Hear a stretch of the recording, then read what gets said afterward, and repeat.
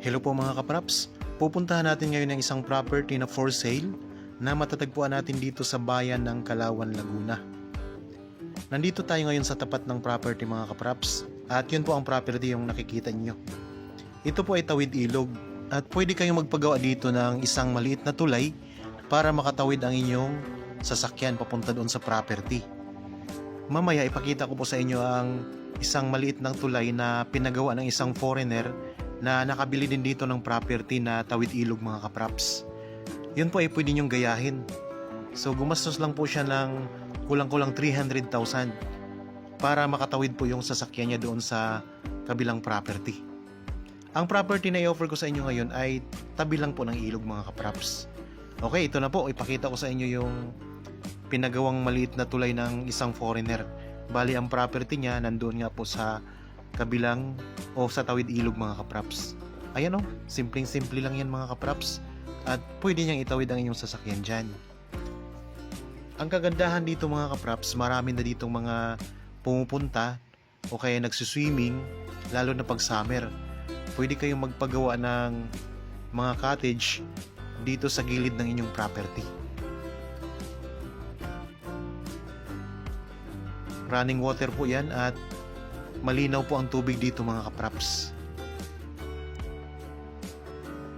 So ito lang yung gagayahin ninyo para makatawid din yung sasakyan. Tapos pupunta tayo doon sa loob ng property mga kapraps. Okay, ito na po yung property. Nandito na tayo mismo sa loob. Ayan po ang ilog na nandoon tayo kanina doon sa kabila, yung may mga motor.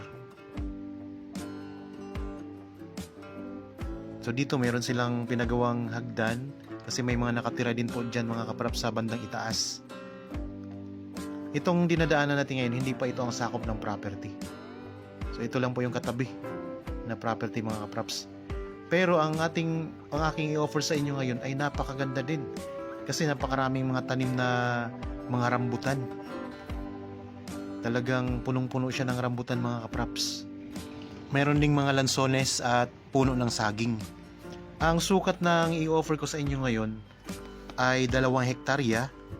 Isang farm lot po ito na matatagpuan nga po sa bayan ng Kalawan, Laguna.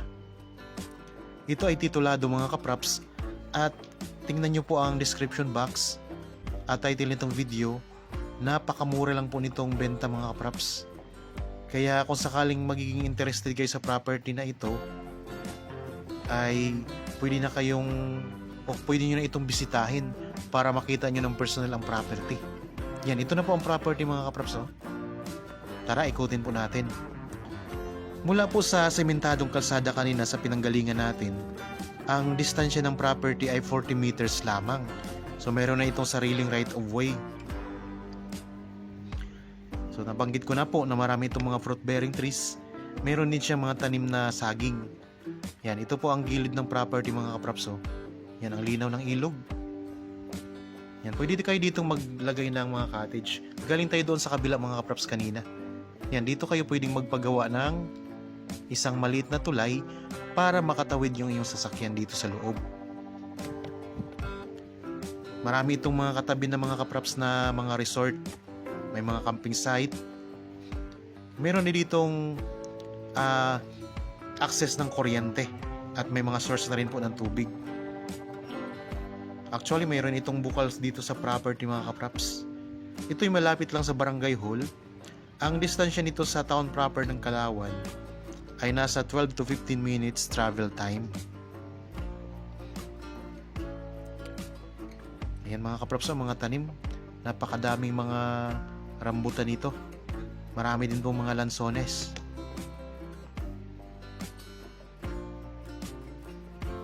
Ikutin natin mga kapraps ha. Kung sakaling maging interested kayo, pwede nyo kaming kontakin sa mga contact details na nandyan sa inyong mga screen. Meron tayong Viber, may cellphone number, may Facebook Messenger tayo mga kapraps. At pwede rin kayong tumawag or mag-chat sa WhatsApp. Pwede nyo itong i-develop, pwede kayong magtayo dito ng resort or camping site. Ayan, napakaraming tanim. Ito, mga rambutan. Tapos ang dami din pong mga lansones. Ang lupa mga kapraps, 90% nito ay patag. Tapos 10% lang ang slope. Napakaunting part ng lupa ng lupa nito ang slope mga kapraps. Ayun mga lansones, marami. So pwede na kayong kumita dyan mga kapraps kapag bungahan ng mga lansones at saka rambutan. Patag na patag ang lupa dito sa bandang itaas ng property. Tapos may konting slope siya, pababa naman siya. At patag na patag naman doon sa ibaba. At yun ang katabi na mismo ng ilog. Yan mga lansones mga kapraps. Rambutan naman yan. Dito tayo ngayon sa may bandang gilid na ng property. Ang ganda, di ba? Kaya kung interested po, ayan lang po ang mga contact details namin. Para po sa karagdagang detalye, pwede nyo kaming, o tingnan nyo po yung yung description box mga kapraps. Nandyan po yung mga detalye nitong property.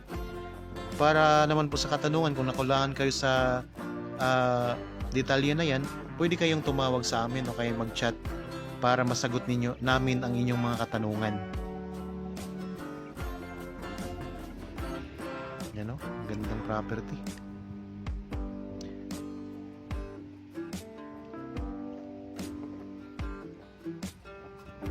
Yan dito, napakarami talagang mga rambutan mga kapraps.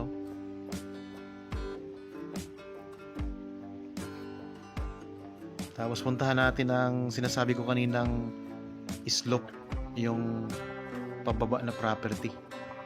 So nabanggit ko naman po, ang slope nito ay nasa 10% lamang. Napakaliit lang po ng portion ng property.